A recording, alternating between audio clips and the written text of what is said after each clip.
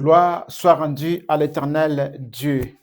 Nous sommes dans la joie, bien-aimés, de pouvoir nous retrouver encore ces jours pour pouvoir célébrer notre Seigneur.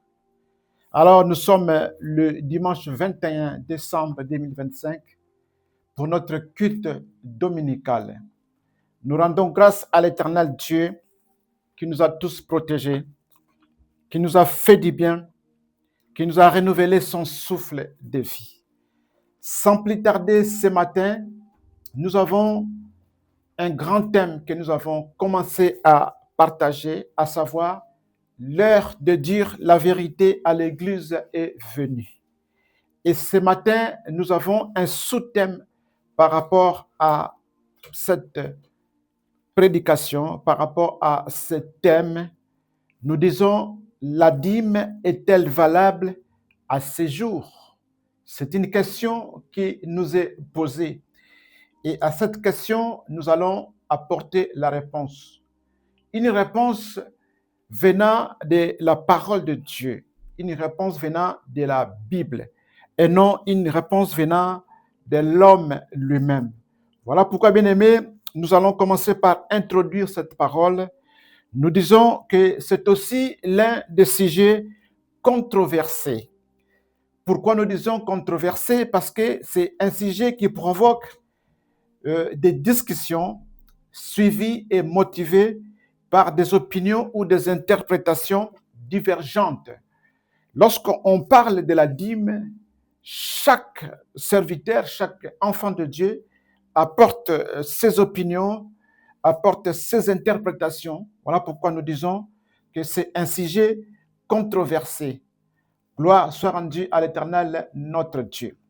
Alors, compte tenu de la sensibilité du sujet, nous voulons laisser la place à la parole de Dieu de nous apporter la lumière. La parole de Dieu est la lumière. Donc, nous allons laisser la place à la parole de Dieu, aux Écritures, de s'exprimer pour nous éclairer là-dessus. Alléluia.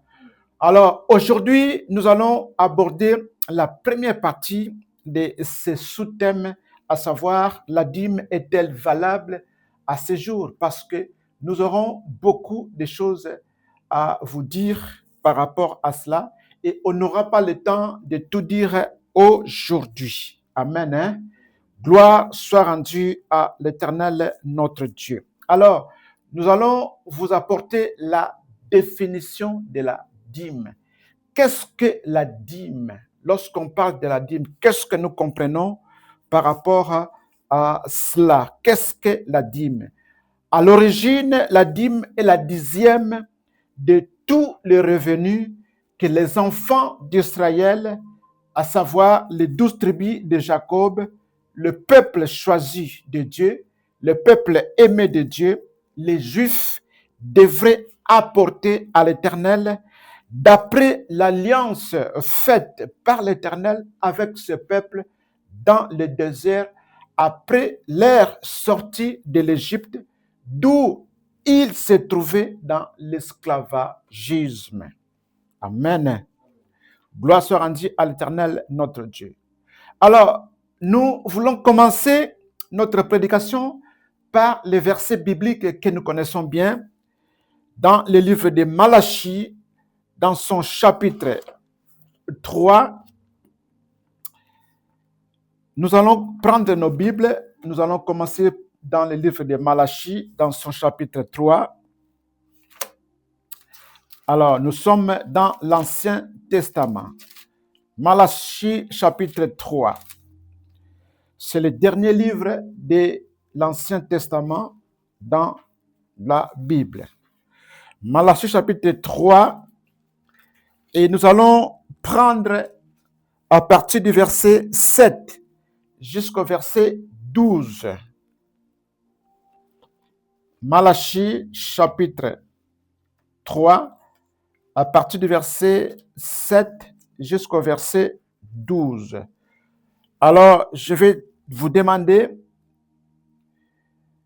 avec tous les respects, de vous tenir debout pour faire la lecture ensemble. Malachie, chapitre 3, à partir du verset 7. Nous allons lire les versets 7 avec vous, Église. Après, vous allez vous asseoir et moi, je vais continuer la suite. Nous lisons les versets 7 ensemble avec vous. 1, 2, 3, au nom de Jésus. Depuis le temps de vos pères, vous vous êtes écartés de mes ordonnances. Vous ne les avez point observées. Revenez à moi et je reviendrai à vous, dit l'Éternel des armées.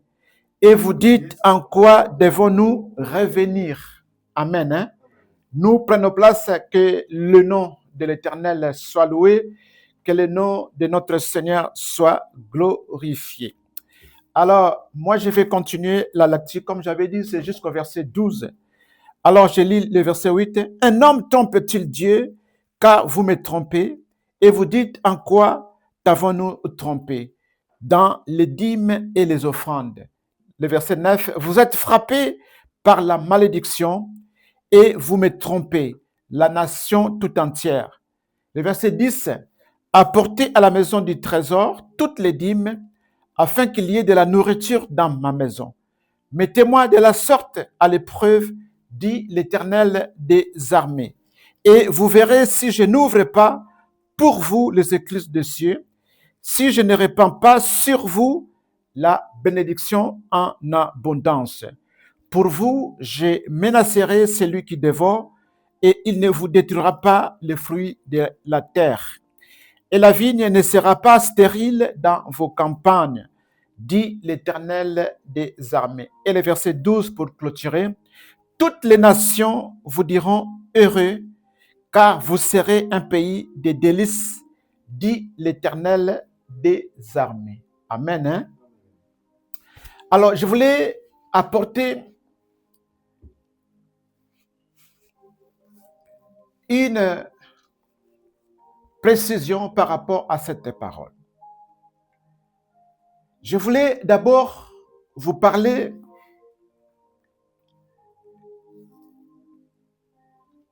de quelque chose que beaucoup d'entre nous ne font pas attention.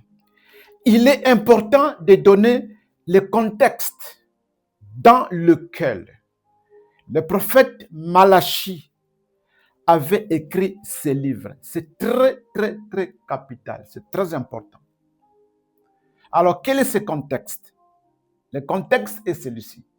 En effet, ce peuple revenait d'exil. Ce peuple était en déportation. Et lorsque la déportation était finie, était terminée, ce peuple est rentré dans leur territoire. Ce peuple, il était dans le découragement total par rapport à leur attachement à l'Éternel. Il se voyait abandonné par l'Éternel. C'est ainsi que ce peuple commença à négliger les préceptes de Dieu. Tout est parti de là. Tout est parti de là.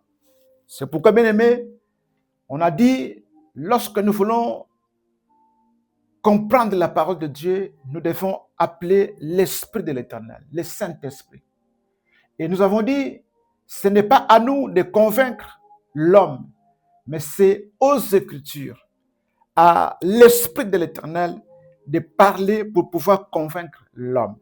Mais ici, nous apportons une précision détail, comme je viens de le dire, nous expliquons le contexte dans lequel le prophète Malachie a écrit ses livres de Malachie. Le peuple était en exil et le peuple était revenu de l'exil et le peuple était découragé parce que le peuple se voyait abandonné par Dieu. C'est ainsi ce peuple commença à négliger les principes ou les préceptes de Dieu. Alléluia. Pourquoi nous le disons? Nous allons prendre toujours le livre de Malachie, chapitre 3. Nous allons à partir du verset 13 jusqu'au verset 15 pour expliquer, pour lire, pour comprendre ce que je viens de dire maintenant. Malachie chapitre 3, nous avons lu à partir du verset 7 jusqu'au verset 12, Mais maintenant, nous prenons le verset 13 à 15. Nous allons lire. Que nous dit la parole de Dieu? La Bible nous dit ceci.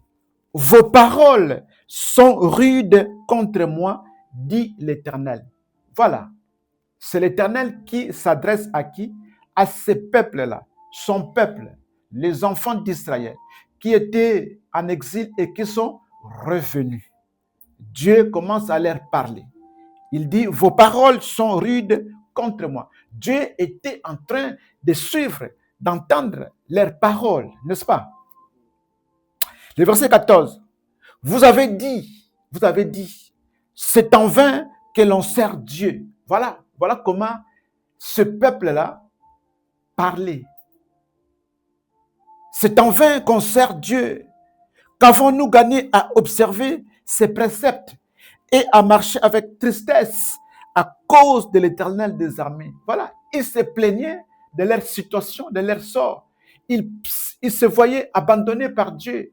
Ils pensaient que non, Dieu les a abandonnés parce qu'ils vivaient dans la misère, dans la souffrance, dans la pauvreté, dans le manque de beaucoup de choses. C'est pourquoi ils commençaient à se poser des questions. Bien aimé, c'est comme toi et moi. Il nous arrive des fois de pleurnicher par rapport à notre situation. On sent comme si Dieu n'est plus là avec nous. Et pourtant, il est là. Même s'il est resté silencieux, même s'il ne bouge pas, il ne parle pas, même s'il n'agit pas, Dieu est toujours là. Mais toi, tu vas croire que Dieu n'est plus là. Tu commences à te lamenter, mais ce Dieu-là que je sers est où? Est-ce qu'il ne voit pas ma situation? Ce fut le cas aussi avec ce peuple. Ce peuple. Déjà, vivre l'exil, ce n'est pas facile. Et lorsqu'ils sont revenus, ils ont tout perdu. Ils ont tout perdu. C'est pourquoi ils étaient découragés. Ils commençaient à se poser beaucoup de questions. Et Dieu a entendu leurs gémissements. Dieu a entendu cela. Et le verset 15. Maintenant, nous estimons heureux les hautains. Oui, les méchants prospèrent. Oui, ils tentent Dieu et ils échappent. Voilà comment ces gens-là croyaient. Ils disent quoi? Maintenant, nous estimons heureux les hautains. Ils pensent que non, les méchants sont beaucoup plus heureux que eux. Et qui respectent la parole de Dieu, et qui respectent les préceptes de Dieu, et qui vont au temple, et qui vont prier. Voilà. Ils pensaient de cette manière-là. Et là où Dieu était, avait entendu toutes ces paroles. Voilà pourquoi Dieu dit, vos paroles sont rudes contre moi. Vous dites que les méchants sont en train de prospérer, et vous vivez dans la misère. Oui, les méchants prospèrent. Oui, ils tentent Dieu, et ils échappent. Ils font même du mal, mais ils sont toujours là, en vie, et ils sont heureux. Alléluia. Amen. Voilà. C'était ça, leur comportement, leur manière, leur façon de parler. Donc, ce peuple vivait dans deux sortes de dégradations. La première dégradation, c'était la dégradation de la vie morale. Ce peuple vivait dans deux sortes de dégradations. La première dégradation, c'était la dégradation de la vie morale. La vie morale. Et la deuxième dégradation, c'était la dégradation de la vie religieuse.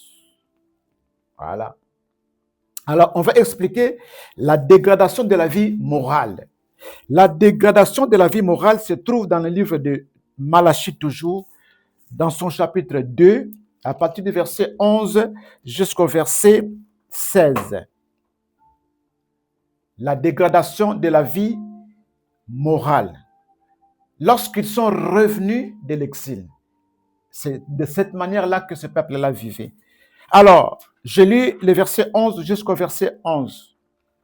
Le verset 11 plutôt jusqu'au verset 16. Merci. Juda s'est montré infidèle. Juda fait partie des enfants de Jacob. Jacob, le père, qui est devenu Israël.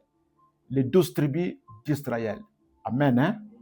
Juda s'est montré infidèle. Et une abomination a été commise en Israël et à Jérusalem.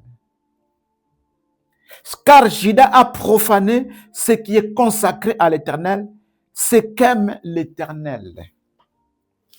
Qu'est-ce que Judas a fait? On nous dit que Judas s'est montré infidèle. Qu'est-ce qu'il a fait, Judas, en Israël et à Jérusalem? Qu'est-ce que Judas a fait? Qu'est-ce que Judas a fait réellement? La Bible nous dit, il s'est uni à la fille d'un dieu étranger. Voilà ce que Judas avait fait. Ce que Judas avait fait. Or, Dieu avait interdit les relations avec les femmes étrangères. Amen. Voilà, c'était ça. Les péchés dont on parle ici. La dégradation de la vie morale. Après le retour de l'exil, ce peuple commençait à se méconduire. Ce peuple commençait à faire tout n'importe quoi, sous prétexte que non, Dieu nous a abandonnés, Dieu nous a oubliés, Dieu nous a délaissés.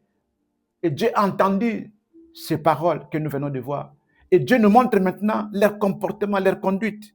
Judas, la preuve, est parti chercher une fille étrangère.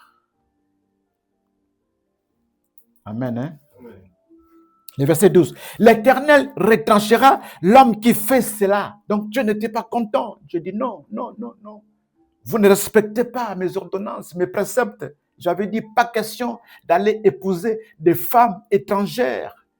C'est de l'idolâtrie. Ils vont ramener leur Dieu, le Dieu étranger, le feu étranger au milieu de vous. Et ça va être compliqué. C'est pourquoi Dieu dit, l'Éternel retranchera l'homme qui fait cela. Celui qui veille et qui répond, il les retranchera des tentes de Jacob. Dieu n'est pas content pour cet homme-là, celui qui a fait cela. Dieu est capable de l'enlever des tentes de Jacob. Jacob, c'est leur père. Alléluia. Et il retranchera celui qui présente une offrande à l'Éternel des armées. Même si tu viens avec ton offrande de cette manière-là, comme tu n'es pas agréable, comme tu es parti épouser une femme étrangère, tu n'as pas obéi à mes ordonnances. Même si tu venais avec une offrande, je ne vais pas l'accepter. Je ne vais pas l'accepter. Je ne vais pas l'accepter. Alléluia. Alors, le verset qui suit. 13. Voici encore ce que vous faites. Vous avez vu en premier, c'était quoi? Le mariage avec les femmes étrangères, n'est-ce pas? Alors, Dieu continue de dire, voici ce que vous faites encore. Voici encore ce que vous faites. Vous couvrez de larmes l'autel de l'Éternel, de pleurs et de gémissements, en sorte qu'il n'a plus égard aux offrandes. Aux offrandes. Dieu est en train de reprocher à ce peuple par rapport à leurs offrandes. Dieu reproche quelque chose à ce peuple par rapport à son autel. L'autel de Dieu, c'est là où on venait déposer les offrandes, n'est-ce pas? L'autel de Dieu, c'est là où on venait faire des prières. C'est là où on présentait des requêtes à l'Éternel. Mais l'Éternel, Dieu n'était pas content de la manière, de la façon dont ce peuple-là s'est conduisait. Alléluia. Je reprends le verset 13 pour une bonne compréhension. Voici encore ce que vous faites. Vous couvrez de larmes l'autel de l'Éternel, de pleurs et de gémissements, en sorte qu'il n'a plus égard aux offrandes. Donc Dieu n'agrée même pas vos offrandes, ne les regarde même pas, et qu'il ne peut rien agréer de vos mains. Ce que vous étiez censé apporter devant l'autel de Dieu, Dieu ne les agréait pas. Dieu n'était pas content. Dieu n'était pas content. Le verset 14. Et vous dites, pourquoi? Pourquoi? Avec 3 points qui suivent. Et vous dites pourquoi? Le verset 14. Parce que l'Éternel a été témoin entre toi et la femme de ta jeunesse. Parce que L'Éternel a été témoin entre toi et la femme de ta jeunesse, à laquelle tu es infidèle. À laquelle tu es infidèle. À laquelle tu es infidèle. Dieu ici est en train de reprocher à ce peuple leur infidélité par rapport à leur femme. Vous comprenez? L'infidélité. Bien qu'elle soit ta compagne et ta femme de ton alliance, nul n'a fait cela avec un reste de bon sens. Donc vous tous, vous étiez dans l'infidélité. Un seul l'a fait. Et pourquoi? Qui est celui-là qui l'a fait? Qui a respecté sa femme? Qui est resté fidèle à sa femme? Qui est celui-là? Et pourquoi? Nous allons le savoir. Parce qu'il cherchait la postérité que Dieu lui avait promise. Ici, on parle de qui? De notre père de la foi qui s'appelle Abraham. Amen. Nul n'a fait cela avec un reste de bon sens. Un seul l'a fait. Et pourquoi? Parce qu'il cherchait la postérité que Dieu lui avait promise. C'était Abraham, n'est-ce pas? Lorsque Abraham est devenu âgé, il se plaignait. Il a dit, mais je vais mourir. Dieu lui dit, non. Dieu lui dit, non, tu ne mourras pas. Tu auras une postérité. Et la Bible nous dit, Abraham a cru. Voilà pourquoi nous l'appelons le père de la foi. Et on a vu cela dans les précédentes prédications. Amen. Parce qu'il cherchait la postérité que Dieu lui avait promise. Prenez donc garde en votre esprit et qu'aucun ne soit infidèle à la femme de sa jeunesse. Voilà, Dieu reproche à ce peuple-là leur infidélité à l'égard de leurs femmes. Maintenant, qu'ils sont devenus ce qu'ils sont devenus, ils veulent changer de femme. Oh non, c'était ma femme de la jeunesse, je vais changer une femme maintenant, je vais prendre une autre femme. Plus question de garder celle-là. Car, le verset 16, car je hais la répudiation, dit l'Éternel, le Dieu d'Israël. Et celui qui couvre de violence son vêtement, dit l'Éternel des armées. Prenez donc garde en votre esprit et ne soyez pas infidèles. Amen. Est-ce qu'on a compris les reproches de l'Éternel?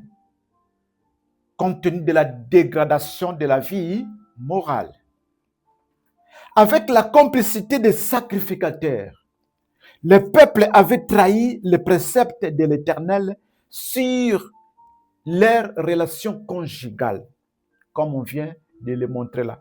Certains parmi le peuple divorçaient sans motif valable et épousaient des femmes étrangères idolâtres.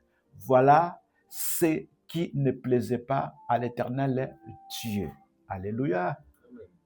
Donc, on a compris qu'il y avait une conduite mauvaise de la part de ce peuple lorsqu'ils sont revenus de l'exil. Pour eux, ils pensaient que Dieu les a abandonnés. Alléluia. Parce qu'ils voyaient tout autour d'eux les méchants qui prospéraient. Et ils se disaient, mais nous, qu'est-ce que nous avons gagné à servir l'Éternel? On a sacrifié nos vies.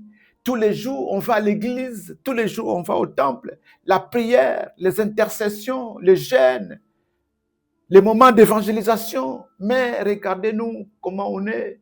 Et Dieu a entendu toutes ces paroles et Dieu les a reprochées. Dieu a dit que vos paroles sont rudes contre moi. Amen. On a vu cela.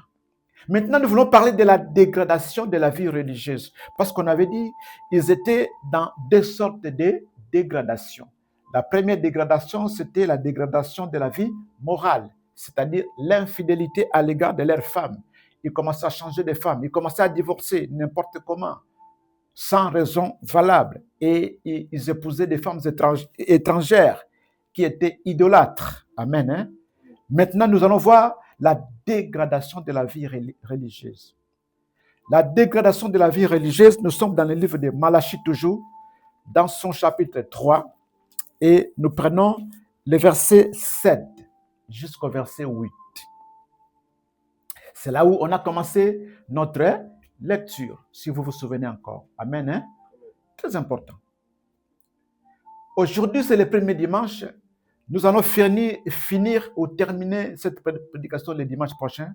Aujourd'hui, nous sommes en train de poser les principes, les éléments essentiels qui vont nous aider à avancer le dimanche prochain. Amen. Hein? Alors, le verset 7. Malachie chapitre 3, le verset 7 à 8. Nous lisons la parole du Seigneur. Depuis le temps de vos pères, vous vous êtes écartés de mes ordonnances. Voilà. Ça, c'est sur le plan religieux. Amen. Hein? Vous vous êtes écartés de mes ordonnances. C'est-à-dire, ce que moi, Dieu, je dis, vous faites autre chose. Vous ne voulez pas pratiquer, vous ne voulez pas écouter, vous ne voulez pas. Vous voulez faire ce qui vous plaît, ce qui vous intéresse. Alléluia. Moi, j'ai refusé le divorce, mais vous êtes d'accord avec le divorce. Vous divorcez pour motif quelconque, sans motif valable. Et vous partez épouser des femmes étrangères. Donc, vous amenez leur Dieu idolâtre au milieu de vous. Je ne suis pas content de vous. Vous vous êtes écartés de mes ordonnances. Vous ne les avez point observées. Vous ne les avez point observées, mes ordonnances. Alors, Dieu leur dit maintenant, revenez à moi et je reviendrai à vous, dit l'Éternel des armées. Amen. Hein? Amen. Revenez à moi et moi je reviendrai à vous. Si vous avez bien compris là-dessus, c'est-à-dire qu'il y avait une séparation entre eux et Dieu suite à leur mauvaise conduite. Amen. Amen. Est-ce qu'on a compris? Amen. C'est comme un père à la maison qui reproche à son fils quelque chose. Sa conduite mauvaise, le père ou la mère qui reproche à son fils ou à sa fille quelque chose. Ce temps-là, c'est un moment où le courant ne passe pas correctement. Mais le père ou la mère demande à son enfant de revenir, de se ressaisir. C'est alors que la relation se rétablira. Alléluia. C'est la même chose, ce que Dieu est en train de dire ici à son peuple. Le verset 7. Depuis le temps de vos pères, vous vous êtes écartés de mes ordonnances. Vous ne les avez point observées. Revenez à moi et je reviendrai à vous, dit l'Éternel des armées. Dit l'Éternel des armées. Revenez à moi et je reviendrai à vous, dit l'Éternel des armées. Le verset 8. Un homme trompe-t-il Dieu? Ça c'est sur le plan religieux, n'est-ce pas? Un homme trompe-t-il Dieu? Car vous me trompez. Et vous dites en quoi t'avons-nous trompé? Vous êtes en train de me tromper. Et vous dites en quoi t'avons-nous trompé? Dieu dit dans les dîmes et les offrandes. Alléluia. Donc sur le plan religieux, ce peuple-là ne respectait pas la parole de Dieu.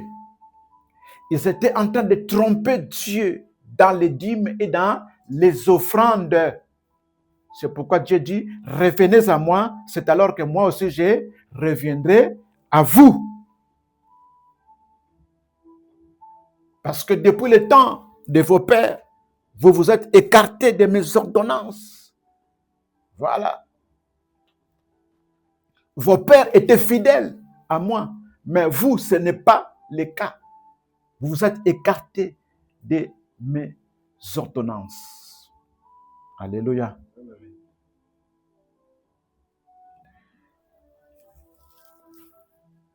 Donc, on a compris qu'il y avait une sorte de séparation. Il y avait une distance entre ce peuple-là et l'Éternel des armées. Amen. Revenez à moi et je reviendrai à vous. Le courant ne se passait pas très très bien. Et la conséquence de cette situation de dégradation était la malédiction. La conséquence, c'était quoi? La malédiction. Lisons le verset 9 maintenant. Ok, vous êtes d'accord avec la parole? Lisons le verset 9 maintenant, parce qu'on s'est arrêté au verset 8. Maintenant, la conséquence de cette situation de dégradation, que ce soit la dégradation sur la vie morale ou la dégradation sur la vie religieuse, les conséquences ou la conséquence de tout cela, c'est maintenant la malédiction. Le verset 9. Est-ce qu'on peut lire ensemble avec vous? 1, 2, 3. Vous êtes frappés par la malédiction et vous me trompez, la nation tout entière. Amen. Donc voilà. Suite à leur comportement, suite à leur conduite mauvaise, n'est-ce pas? Dieu a fini par les frapper par la malédiction. La nation tout entière. Lorsqu'on dit la nation tout entière, donc Dieu parlait de tout le peuple, sans distinction. Alléluia. Parce que dit la nation tout entière. Amen. Amen. Sans distinction. Et tous étaient frappés par la malédiction. Amen. Amen. Alors, c'est la raison pour laquelle le prophète Malachie, poussé par l'Éternel, poussé par l'Esprit de Dieu, parle à la nation tout entière pour la préparer à revenir vers l'Éternel. Alléluia. Ici, nous sommes en train de situer le contexte dans lequel le prophète Malachie a parlé de cette manière-là à ce peuple. Le prophète Malachie maintenant s'est levé, s'est mis debout et il a parlé. Il a dit quoi? Nous lisons maintenant le verset 10. Il s'adresse à qui? À toute la nation, n'est-ce pas? Le verset 10. Maintenant, on nous dit quoi? Apportez à la maison du trésor toutes les dîmes, afin qu'il y ait de la nourriture dans ma maison. Parce que Dieu a dit tout à l'heure que vous me trompez dans les dîmes et les offrandes, n'est-ce pas? Alors là, le prophète Malachie, poussé par l'Esprit de Dieu, est parti maintenant parler à ce peuple-là et pour leur dire que non, si vous revenez à l'Éternel, comment il faut revenir? Il faut arrêter de divorcer inutilement, il faut arrêter d'épouser les femmes étrangères, il faut aussi apporter à la maison de l'Éternel toutes les dîmes. Apporter à la maison du trésor toutes les dîmes afin qu'il y ait de la nourriture dans ma maison. Donc, une seule condition pour retrouver la bénédiction. Alléluia. Si vous voulez retrouver votre bénédiction, si vous voulez votre relation de nouveau soit en communion avec l'Éternel, qu'est-ce qu'il faut faire? Il faut commencer par là, apporter à la maison du trésor toutes les dîmes, sans oublier d'abandonner ce que vous êtes en train de faire. Il faut arrêter de divorcer sans raison valable. Il faut arrêter d'épouser les femmes étrangères. Alléluia. Apporter toutes les dîmes. Pourquoi on dit toutes les dîmes? Toutes les dîmes. Car le peuple, toujours en complicité avec les sacrificateurs, se conduisait à l'encontre des préceptes de l'Éternel. Il volait les dîmes de l'Éternel. Si la parole nous dit toutes les dîmes, ça veut dire qu'il y avait des dîmes qui n'étaient pas là. Alléluia. Les dîmes qui étaient censées être là, mais qu'on ne retrouvait pas. Vous êtes d'accord avec la parole? Gloire à l'Éternel Dieu. C'est pourquoi on a dit apporter à la maison du trésor toutes les dîmes. C'est au pluriel. Toutes les dîmes. Apporter à la maison du trésor toutes les dîmes. Gloire à l'Éternel notre Dieu. Et on nous dit apportez à la maison du trésor toutes les dîmes, afin qu'il y ait de la nourriture dans ma maison. Ce n'est pas fini. Deuxièmement, mettez-moi de la sorte à l'épreuve, dit l'Éternel des armées. Mettez-moi de la sorte à l'épreuve, dit l'Éternel des armées. Qu'est-ce que cela signifie? Lorsqu'on dit mettez-moi de la sorte à l'épreuve, cela signifie quoi? Si vous le faites, à savoir, vous apportez toutes les dîmes à la maison du trésor, alléluia, vous serez rétablis. Vous allez retrouver la bénédiction. Amen. Hein?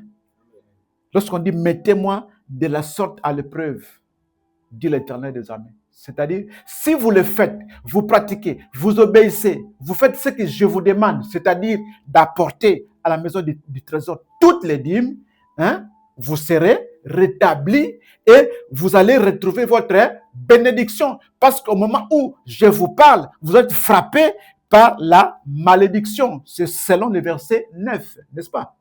Vous êtes frappés par la malédiction parce que vous êtes en train de me tromper dans les dîmes et les offrandes. Mais si vous commencez à ramener, vous commencez à tout donner et vous verrez la suite maintenant. Et vous verrez si je n'ouvre pas pour vous les écluses des cieux. Et vous verrez si je n'ouvre pas pour vous les écluses des cieux. Pourquoi? Parce que jusqu'à présent, dans votre état actuel, vous êtes frappé par la malédiction à cause de votre tromperie. Et c'est pour cela que votre ciel est donc fermé.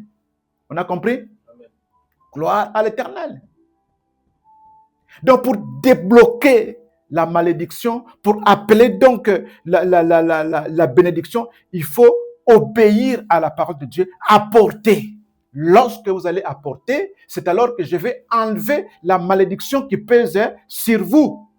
Alléluia. Parce que jusqu'à présent, votre ciel est fermé. C'est pourquoi vous ne voyez rien. C'est pourquoi vous lamentez dans votre vie. C'est pourquoi vous commencez à apprécier les méchants. Vous commencez à dire que non, les méchants, les hautains prospèrent. Alléluia. C'est pourquoi vous plaignez. Ah, à quoi bon? Qu'avons-nous gagné à servir le Seigneur? Qu'avons-nous gagné? Qu'avons-nous gagné? Or, c'est suite à votre conduite mauvaise. Vous êtes en train de me voler. Vous voulez me tromper. Vous vous conduisez mal.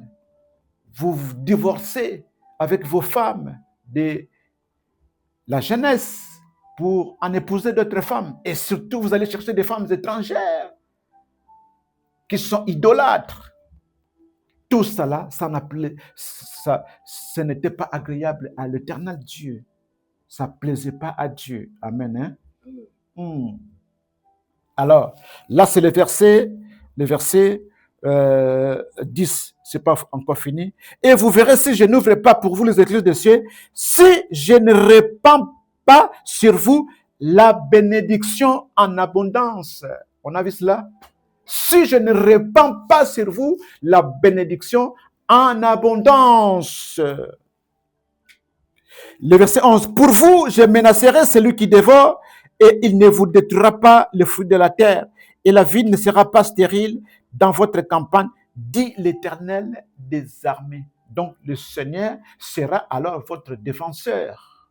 Sera là pour vous défendre lorsque les ennemis viendront pour s'attaquer à vous. Vous comprenez? Très bien.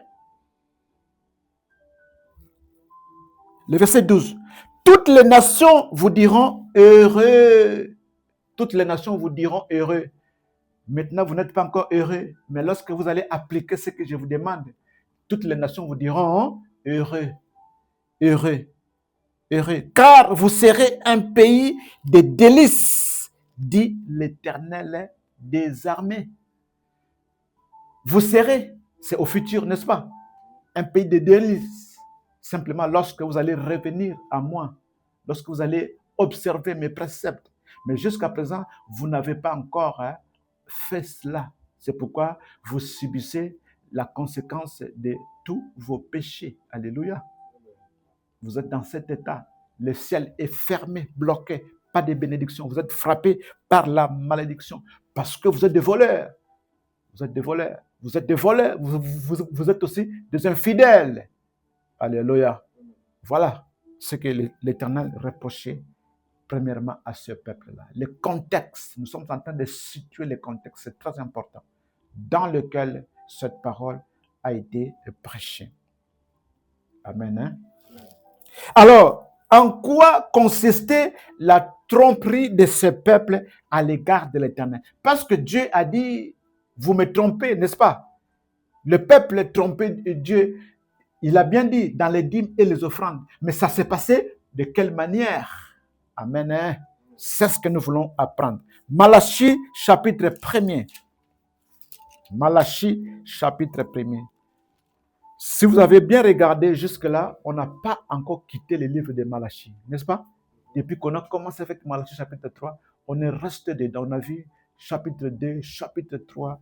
Donc, on est en train de faire le tour de Malachie. C'est pour situer le contexte dans lequel le prophète Malachie a parlé de cette manière-là, a porté à la maison du trésor toutes les dîmes. Toutes les dîmes. Malachie chapitre 1er, à partir du verset 6 jusqu'au verset 10. Nous voulons voir comment ce peuple-là trompait Dieu dans leurs dîmes et leurs offrandes. Le verset 6, nous lisons la parole du Seigneur. Un fils honore son père et un serviteur son maître. Si je suis père, où est l'honneur qui me dû? Ici, c'est le prophète Malachie qui s'adressait au peuple. Il prenait en quelque sorte la place de Dieu. C'est comme s'il parlait à la place de Dieu. Un fils honore son père, c'est ce que nous savons. Un fils est appelé à honorer son père. Un fils est appelé à obéir à son père. Un fils est appelé à faire ce que son père lui dit, si cela est bien, et surtout pour son bonheur. Alléluia. Parce que je sais qu'un père ne voudra pas le mal de son fils. Un bon père ne voudra jamais le mal de son fils. Lorsqu'un père parle, c'est toujours pour le bien de son fils. Et un serviteur honore toujours son maître. Quand le maître dit, le serviteur obéit. Il fait ce que son maître lui demande de faire. Alors il dit, si je suis père, où est l'honneur qui m'est dû? Si je suis père, si je suis votre père, où est mon honneur? Parce que vous n'obéissez pas. Vous voulez faire ce qui vous intéresse, ce qui vous plaît. Vous voulez faire que votre volonté. Alors, moi je donne des ordres, vous ne voulez pas exécuter. Où est alors mon honneur? Si je suis maître, où est la crainte qu'on a de moi? Dit l'Éternel des armées. Lisons maintenant très bien la parole du Seigneur. Là, les choses commencent à changer. Ici, là, les choses commencent à se préciser, à se définir. Il dit ceci, je reprends le verset 6. Un fils honore son père et un serviteur son maître. Si je suis père, où est l'honneur qui me dit? Si je suis maître, où est la crainte qu'on a de moi? Dit l'Éternel des armées, à vous, sacrificateurs. Retenez bien cette parole. À qui? À vous, sacrificateurs, qui méprisez mon nom et qui dites, en quoi avons-nous méprisé ton nom? Vous offrez sur mon autel des aliments impurs. Rappelez-vous, on a vu tout à l'heure, Dieu a dit que son autel était mal traité, n'est-ce pas? Il y avait des pleurs et des gémissements. Parce que Dieu n'était pas content des offrandes que le peuple apportées. Amen. Et ici, l'Éternel s'adresse à qui? Aux sacrificateurs qui étaient censés apporter les offrandes auprès du Seigneur. Vous offrez sur mon autel des aliments impurs. Des aliments impurs. On commence à comprendre maintenant comment ce peuple-là était en train de tromper l'Éternel. Alléluia. Ils apportaient quoi? Des aliments impurs. Et vous dites, en quoi t'avons-nous profaner, c'est en disant, la table de l'Éternel est méprisable. Le verset 8. Quand vous offrez en sacrifice une bête aveugle. Vous voyez ça? Une bête aveugle. N'est-ce pas mal? Quand vous en offrez une boiteuse ou infirme, n'est-ce pas mal? Voilà comment ces sacrificateurs faisaient leur travail. Ils trompaient Dieu.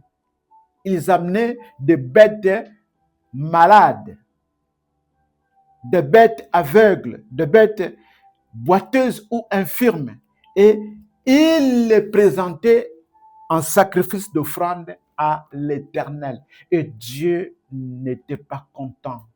C'est là où le problème avait commencé. Alléluia. Et il le faisait toujours en complicité avec le peuple. Amen. Mais ici, l'Éternel des armées s'adresse aux sacrificateurs. Aux sacrificateurs. Quand vous en offrez une boiteuse ou une infirme, n'est-ce pas mal? Offre-la donc à ton gouverneur. Te recevra-t-il bien? Te fera-t-il bon accueil? Dit l'Éternel des armées. Aha. Parce que même dans ce monde, lorsque tu veux donner un cadeau à une autorité du monde, de ton pays, tu vas toujours chercher à donner quelque chose qui va lui plaire, n'est-ce pas? Et à combien plus forte? L'Éternel des armées, le Créateur, notre Dieu, tu lui amènes une bête aveugle, une bête chétive, une bête boiteuse ou infirme. N'est-ce pas que Dieu ne sera pas content? Alors, maintenant, le prophète Malachi leur dit, priez Dieu maintenant pour qu'il ait, nous sommes au verset 9, ok? Priez Dieu maintenant pour qu'il ait pitié de nous. C'est de vous que cela vient. C'est de vous. Ce mal-là vient de vous. Vous qui? Le sacrificateur. Alléluia. Vous recevra-t-il favorablement? Dit l'Éternel des armées. Non, Dieu ne pourra pas vous recevoir favorablement avec cette conduite mauvaise-là. La tromperie, le vol. Vous amenez ce qui est mal devant l'Éternel. Vous offrez en sacrifice des bêtes chétives, des bêtes aveugles, boiteuses ou infirmes. Dieu n'est pas content de cela. Alors le verset 10, lequel de vous fermera les portes pour que vous n'allumiez pas en vain le feu sur mon autel? Donc il serait mieux de fermer la porte de l'autel. Comme ça, je ne veux plus vous voir entrer pour présenter des sacrifices. Parce que ça sert à rien. Amen. Le verset 10 toujours, il dit, je ne prends aucun plaisir en vous, dit l'Éternel des armées, et les offrandes de votre main ne me sont point agréables. Alléluia.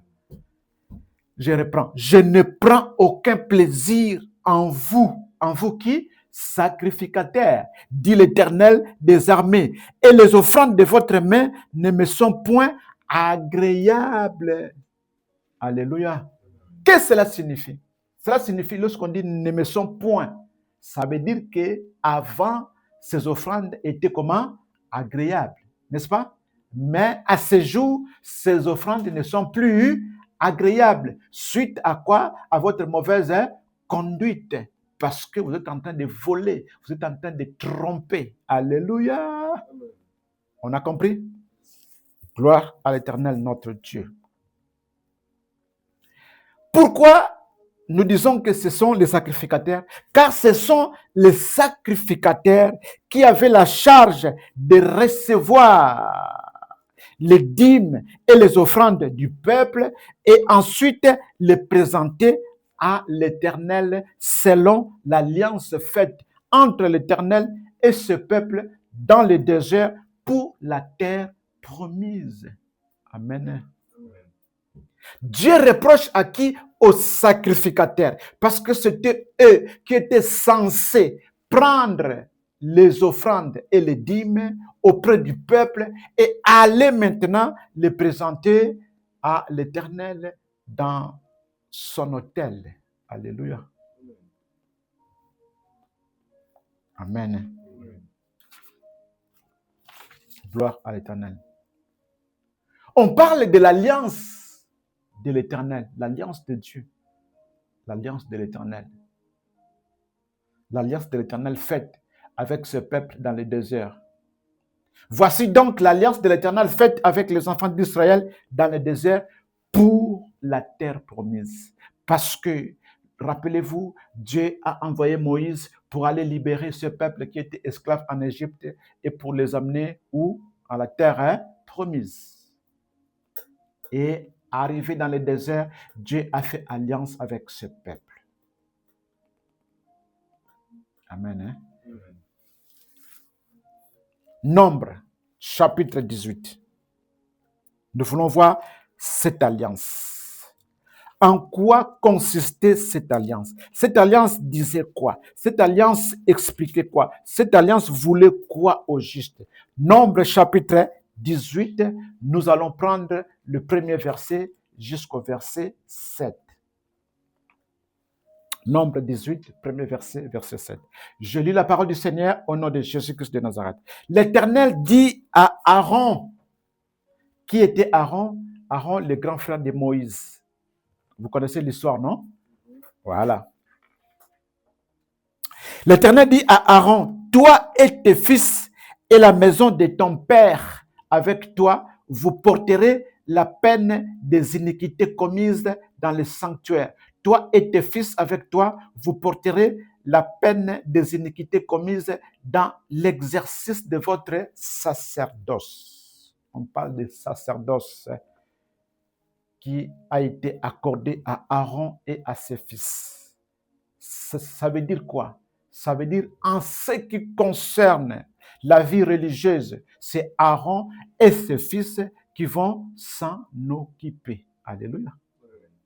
La charge des choses spirituelles, de l'église, du temple, de l'autel de Dieu, c'est confié à qui? À Aaron et à ses fils. Le verset 2. Fais aussi approcher de toi qui Aaron, tes frères, la tribu de Lévi. On a vu cela? La tribu de Lévi. On a parlé des enfants d'Israël. Il y avait 12 tribus, n'est-ce pas? Et la tribu de Lévi était la troisième parmi les 12 tribus d'Israël. Amen. Hein? Alors la première tribu, c'était la tribu de Ruben, Siméon, Lévi, Juda, Zabulon, Issachar, Dan, Gad, Aser, Nephtali, Joseph et Benjamin. Lévi était la troisième tribu. Alors, Dieu dit à Aaron, fais aussi approcher de toi tes frères, la tribu de Lévi, la tribu de ton père, afin qu'ils te soient attachés et qu'ils te servent lorsque toi et tes fils avec toi, vous serez devant la tente du témoignage. Donc, on a fait appel à cette tribu qu'ils soient associés à Aaron pour faire l'œuvre de Dieu. Ils sont comme des assistants d'Aaron et de ses fils. Alléluia. Amen. Hein? Amen. Lorsqu'on parle des tribus de Lévi, c'est ce que nous appelons les Lévites. Et les Lévites, ce sont des sacrificateurs que l'Éternel avait appelés pour servir dans la maison. Vous voyez comment ils ont été appelés, n'est-ce pas? Est-ce qu'on a vu cela? Comment ils ont été appelés par Dieu. Donc, des Lévites, ce sont donc des sacrificateurs, n'est-ce pas? Alors, le verset qui suit, le verset 3. Ils observeront ce que tu leur ordonneras et ce qui concerne toute la tente, mais ils ne s'approcheront ni des ustensiles du sanctuaire, ni de l'autel, de peur que vous ne mouriez, et vous. Donc, c'est Aaron seul avec ses fils qui sont appelés aller plus loin, mais les autres, ils seront réservés, ils auront des limites. Sinon, il y aura la mort. Amen. Hein? Gloire à l'éternel Dieu. Le verset 4. Ils te seront attachés. Donc, on parle de qui? Des Lévites ou des Lévites, des sacrificateurs. Ils te seront attachés et ils observeront ce qui concerne la tente d'assignation pour tous les services de la tente. Aucun étranger n'approchera de vous. C'était interdit à tout étranger, toute personne étrangère. Interdiction, sinon c'est la mort. Le verset 7. Vous observerez ce qui concerne le sanctuaire et l'autel, afin qu'il n'y ait plus de colère contre les enfants d'Israël. Et le verset 6. Voici, j'ai pris vos frères, les Lévites. Lorsqu'on dit les Lévites, on a compris, ce sont la tribu des Lévi. N'est-ce pas?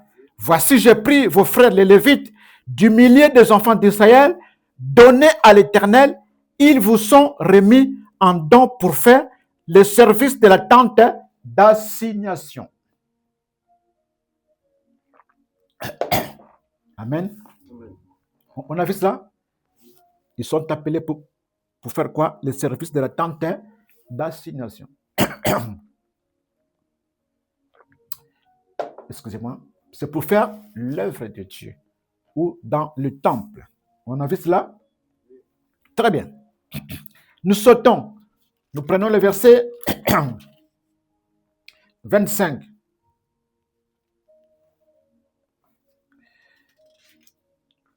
Donc ici, je rappelle que il s'agit des Lévites, il s'agit des sacrificateurs de l'Éternel, dont il est question dans ce livre des prophètes de Malachie que nous venons d'explorer. Nous venons d'explorer Malachie chapitre combien? 3, où on a dit apporter à la maison du trésor toutes les dîmes. Donc cette parole s'adressait à qui? Aux sacrificateurs, aux Lévites. Amen. Hein? Parce qu'on est d'accord avec la parole? Gloire à l'éternel Dieu. Alors, nous allons prendre maintenant le verset qui suit, le verset 25. Du verset 25 au verset 32, ici, nous voulons apprendre les fonctions et les revenus des sacrificateurs et des Lévites. Parce qu'ils sont maintenant qualifiés, ils sont maintenant appelés à servir dans la maison de Dieu, n'est-ce pas? Donc, ils ont des fonctions et on verra encore leurs revenus. Ils vont vivre de quoi? Amen. Hein? Toujours, Nombre chapitre 18, les versets 25 à 32, et c'est là que nous allons terminer pour aujourd'hui. Et le dimanche prochain, nous allons continuer. Amen. Hein? Nombre chapitre 18, les versets 25 à 32. Je lis rapidement la parole du Seigneur. L'Éternel parla à Moïse. Cette fois-ci, Dieu ne parle pas à Aaron, mais parle à qui? À Moïse. Amen. Hein? Amen. Pour appeler les sacrificateurs, Dieu a parlé à qui? À Aaron. OK? Mais maintenant, pour donner les fonctions et les revenus, Dieu parle à qui? À Moïse. Un détail important aussi. Tu parleras aux Lévites, c'est-à-dire aux fils de la tribu de Lévi, c'est-à-dire aux sacrificateurs. Et tu leur diras, lorsque vous recevrez des enfants d'Israël, la dîme que je vous donne de leur part comme votre possession. Suivez très bien ici, ça devient intéressant. Alléluia. Lorsque vous recevrez des enfants d'Israël la dîme que je vous donne de leur part comme votre possession, vous en prélèverez une offrande pour l'Éternel, une dîme de la dîme. Donc, retenez ceci. Les Lévites, les sacrificateurs, avaient la charge, la responsabilité de faire quoi? De recevoir du peuple, les enfants d'Israël, la dîme. OK? Les enfants d'Israël, le peuple, ramenaient la dîme à qui? Aux sacrificateurs, les Lévites. Parce que vous connaissez l'histoire, Les Lévites n'avaient pas de terre. Lorsque Dieu avait partagé les pays, Dieu n'avait pas donné de terre aux Lévites parce que les Lévites étaient appelés à être au service de l'Éternel. Dieu avait donné la terre aux autres tribus. Amen. Hein? Et ces tribus-là, lorsqu'ils vont travailler, ils vont ramener la dîme, c'est-à-dire la 10e de leur revenu auprès des sacrificateurs, les Lévites. Et les Lévites, maintenant, lui, sacrificateur à son tour, il devait prélever une dîme de la dîme pour donner cela à Dieu. Et c'est là que le problème s'est passé. C'est là où la tromperie s'est faisait. Alléluia. C'est là où il y avait des vols, selon Malachie chapitre 3. Alléluia. C'est là où il y avait des vols. C'est là où les sacrificateurs, au lieu d'apporter la bête qui était en bonne santé, les sacrificateurs apportaient la bête boiteuse, infirme ou aveugle à l'Éternel. Alléluia. C'est là où se trouvait le problème. Amen. Hein? Nous avançons. Le verset 26. Et votre offrande vous sera comptée comme le bleu qu'on prélève de l'air et comme le mou qu'on prélève de la cuve. Votre offrande, c'est-à-dire la dîme de la dîme. C'est ça votre offrande que vous vous présenterez à l'Éternel Dieu. Le verset 28. C'est ainsi que vous prélèverez une offrande pour l'Éternel sur toutes les dîmes que vous recevrez des enfants d'Israël et vous donnerez au sacrificateur Aaron l'offrande que vous en aurez prélevée pour l'Éternel. Amen. Il prenait auprès du peuple et il prélevait la dîme de la dîme. OK? Et il prenait cette dîme de la dîme-là pour apporter à qui? À Aaron. Et c'était à Aaron de pouvoir présenter cela à l'autel. Alléluia. Comme je viens de le dire, c'est là où les sacrificateurs étaient en train de tromper Dieu dans leur fonction, dans l'exercice de leur fonction. Ici, c'était l'accord avec Dieu. Voilà ce qui sera votre travail dans l'autel. Amen. Mais une fois arrivé dans l'autel, il commençait maintenant à magouiller, il commençait maintenant à tromper, il commençait maintenant à voler. Vous comprenez? Amen. Hein? Amen. Le verset 29. Sur tous les dons qui vous seront faits.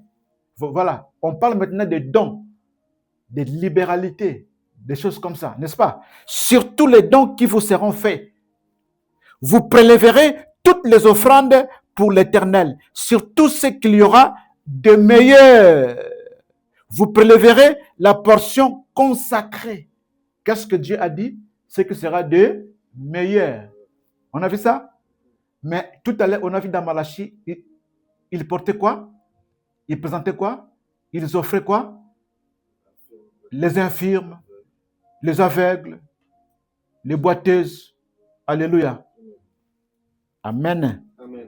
Des bêtes infirmes. Sur tous les dons qui vous seront faits, vous prélèverez toutes les offrandes pour l'Éternel, sur tout ce qu'il y aura de meilleur. Vous prélèverez la portion consacrée, c'est-à-dire la portion réservée à l'Éternel. Amen. Hein? Le verset 30. Tu leur diras, toi, Moïse, tu diras aux Lévites, tu leur diras, quand vous en aurez prélevé le meilleur, la dîme sera comptée aux Lévites comme le revenu de l'air et comme le revenu de la cuve. Vous la mangerez en un lieu quelconque, vous et votre maison, car c'est votre salaire pour le service que vous faites dans la tente d'assignation. Alléluia. Donc, après avoir prélevé la part de Dieu, ce qui reste là, c'est pour vous, sacrificateurs. Alléluia. Vous allez la manger dans votre maison avec tous ceux qui sont avec vous. C'est votre salaire. Amen. Amen. C'est votre salaire. Pourquoi? Parce que vous êtes en train de travailler dans la tente d'assignation. Dans ma maison, vous êtes en train de travailler. Amen. Et le verset 32. Vous ne serez, regardez très bien le verset 32, et c'est là qu'on va chuter. Vous ne serez chargés pour cela d'aucun péché quand vous en aurez prélevé le meilleur. Vous ne profanerez point les offrandes saintes des enfants d'Israël et vous ne mourrez point. Amen. Mais qu'est-ce qu'on a vu dans Malachie chapitre 3? Il faisait quoi? Il prenait le meilleur, il gardait pour eux, n'est-ce pas? Et il présentait à Dieu la bête chétive, la bête boiteuse, la bête aveugle, la bête infirme. C'est pour cela qu'ils étaient frappés de la malédiction. C'est pour cela qu'ils étaient frappés de la malédiction. Or, s'ils respectaient, s'ils obéissaient à la parole de Dieu, ils n'allaient pas vivre ces choses. C'est pourquoi Dieu leur dit, depuis le temps de vos pères, vous vous êtes écartés de mes préceptes ou principes de mes ordonnances. Depuis le temps de vos pères, vous vous êtes écartés de mes ordonnances. Vous n'avez pas respecté, vous n'avez pas obéi. Vous n'avez pas obéi. Voilà. Vous ne serez chargés pour cela d'aucun péché. D'aucun péché. Quand vous en aurez prélevé le meilleur. Mais comme vous êtes en train de prendre le meilleur pour vous, au lieu de donner ça à Dieu, c'est pour cela que vous êtes frappés de la malédiction. Vous ne profanerez point les offrandes saintes des enfants d'Israël et vous ne mourrez point. Voilà, vous souffrez, vous mourrez parce que vous êtes dans la tromperie, dans le vol, dans les mensonges et dans les choses semblables. Amen. Hein? Voilà pour aujourd'hui. On va s'arrêter par ici en disant ceci très important. La dîme était une pratique que l'Éternel Dieu avait prescrite pour les enfants d'Israël qui allaient habiter la terre promise. Pour aujourd'hui, on s'arrête là. Et nous allons continuer le dimanche prochain pour la gloire de notre Seigneur Jésus-Christ. Amen. Que Dieu vous bénisse.